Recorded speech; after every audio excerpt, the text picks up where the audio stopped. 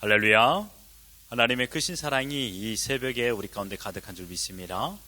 오늘 우리는 사사기 13장 15절로 25절의 본문을 통하여 기묘자가 베푸시는 은혜라는 제목으로 하나님의 말씀을 함께 나누도록 하겠습니다.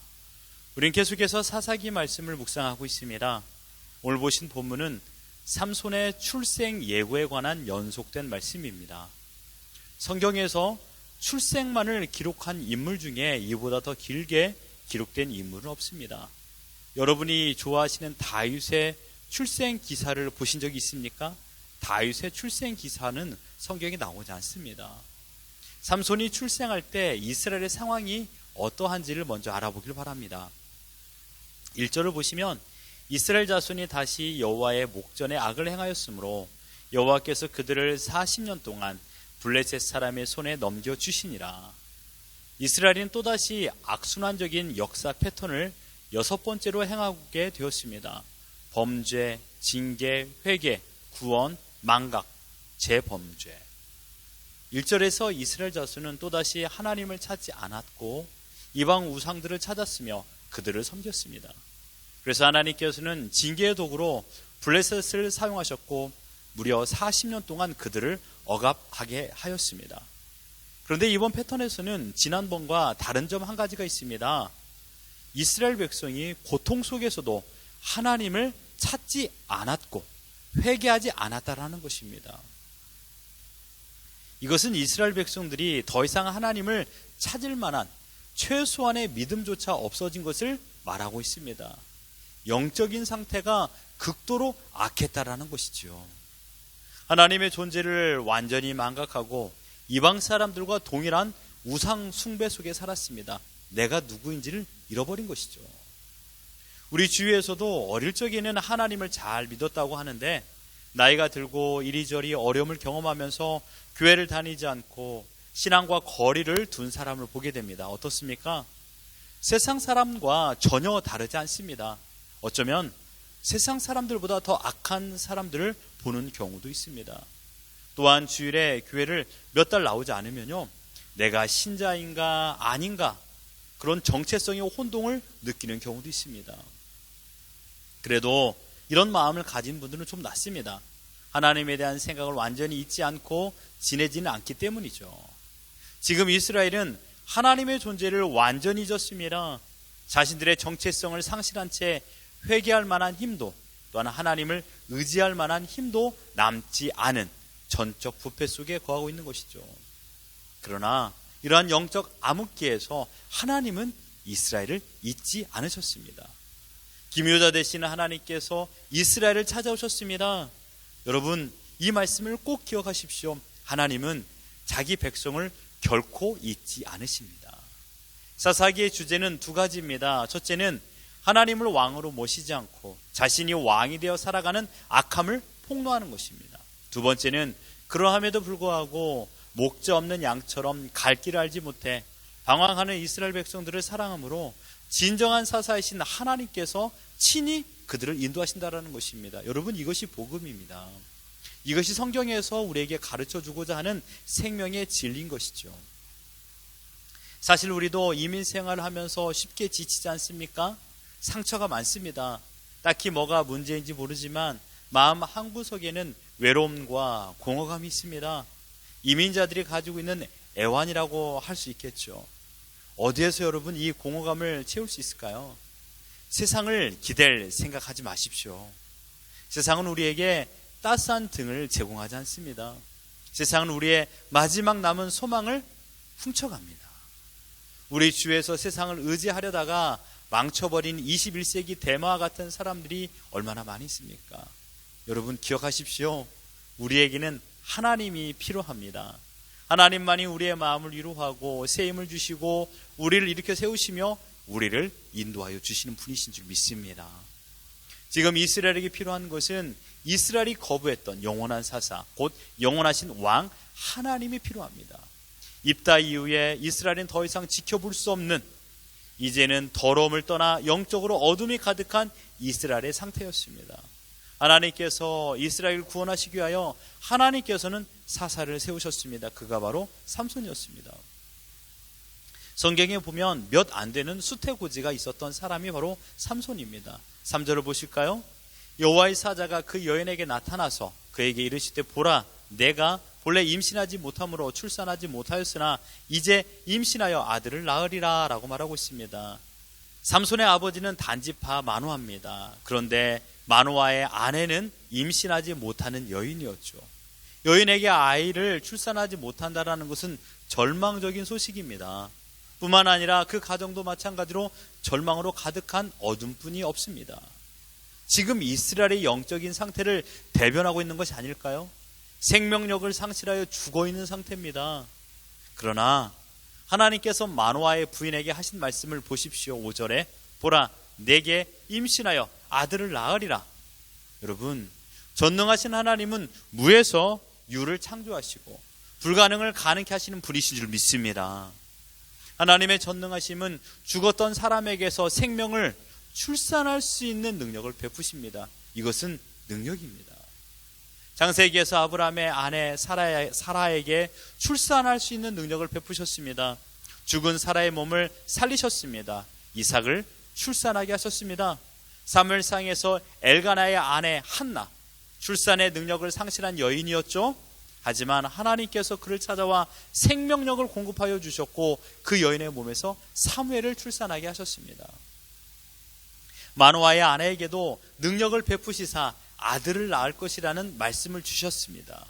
이 놀라운 은혜의 이야기를 마노아의 부인은 남편인 마노아에게 전해줍니다. 여보, 내가 아들을 낳을 거래요. 마치 하나님의 사자와 같이 생긴 존재가 나에게 말해줬어요. 마노아는 반갑고 놀라운 소식을 듣고 특별히 이 아들을 나시린으로 키우라고 하니 더욱더 놀랐습니다.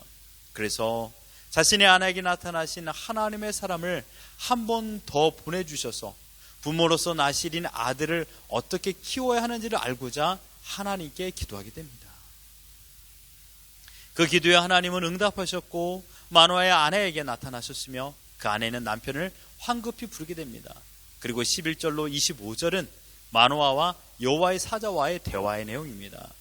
아내에게서 들었던 나신으로 하지 말아야 될 수칙을 그 여호와의 사자를 통하여 듣게 됩니다. 14절을 보실까요?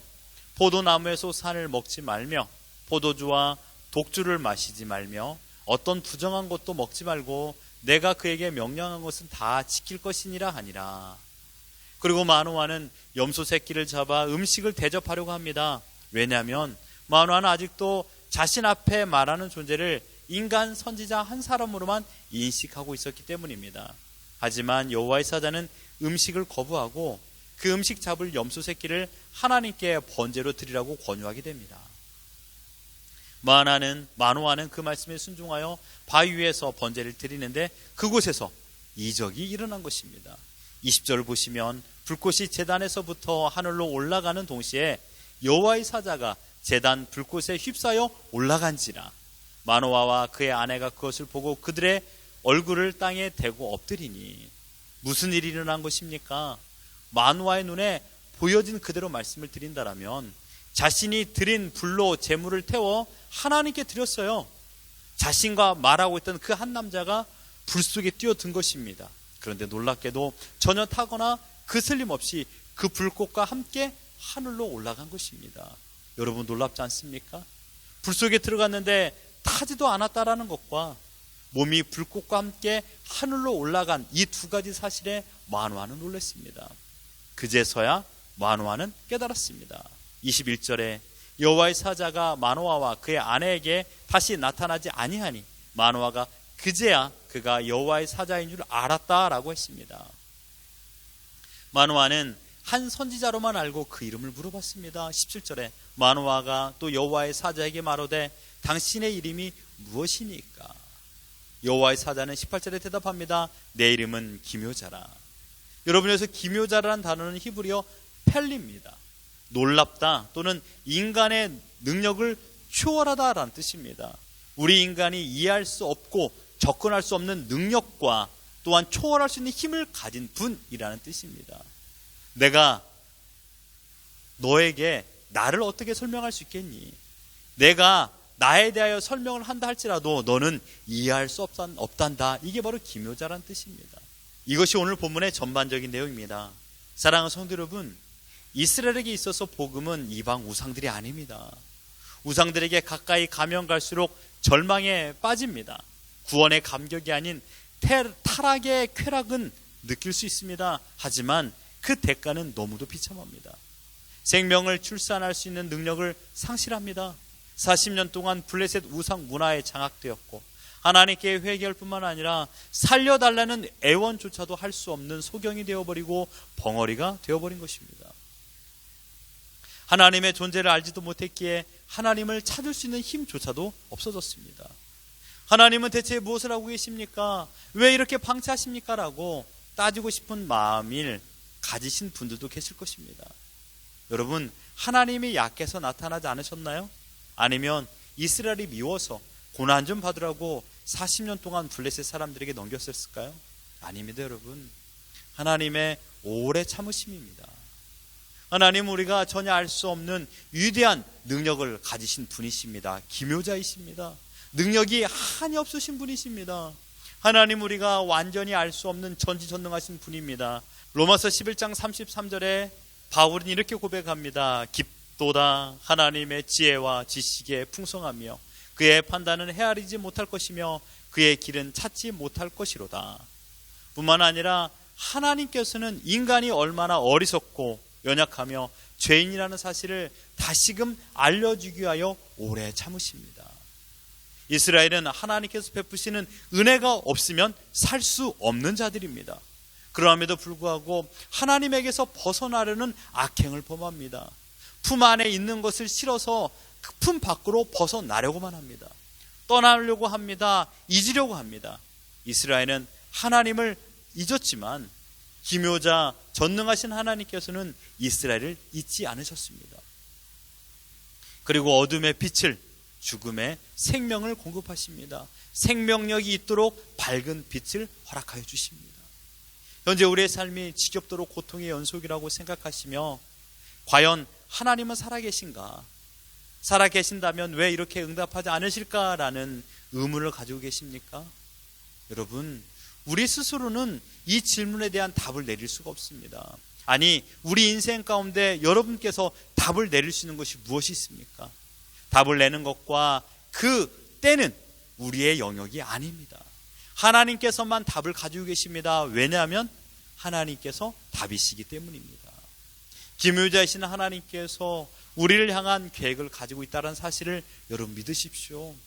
그리고 그 하나님께서 어리석고 연약하지만 매일 일희일비하는 나약한 존재인 우리를 사랑하신다는 사실입니다. 여러분, 하나님은 우리를 잊지 않으십니다. 분명 약속컨대 하나님의 때, 하나님의 기묘하신 방법으로 우리를 지금의 어둠 속에서 빼내어 주실 줄 믿습니다. 우리는 승리자라는 사실을 잊지 마십시오. 하나님의 백성이 되었기 때문에 우리는 승리자입니다. 장세전에 하나님께서 우리를 선택하여 주셨기 때문에 우리는 하나님께서 우리의 승리의 보증이 되어 주셨습니다. 시련의 시기라고 해서 하나님과 멀어지지 마십시오. 위대하신 계획을 가지신 하나님께서 우리를 건져내실 때가 있습니다. 물론 지금 우리를 건져내 주셨습니다. 지금의 어려움과 힘듦도 하나님의 목적과 뜻이 있는 줄 믿습니다. 지금 우리의 시선을 하나님께 고정해야 됩니다. 기묘자 되시는 하나님께서 우리에게 은혜를 베푸십니다. 그 하나님의 은혜는 오늘 우리를 살게 해주십니다. 죽었던 우리의 영혼을 깨어나게 하십니다. 우리의 믿음을 솟생케 하십니다. 우리의 생각을 바로 깨닫게 하여 주시사 세상 것을 바라보지 않게 하시고 하나님 것을 바라보며 하나님 나라를 소망하며 살아갈 수 있도록 우리에게 새 생명을 허락하여 주신 줄 믿습니다. 오늘도 세상과 동행하지 마시고 하나님과 동행하며 살아가기를, 그래서 그 기쁨을 누리며 살아가는 우리 모두가 되기를 예수 그리스도 이름으로 축원합니다.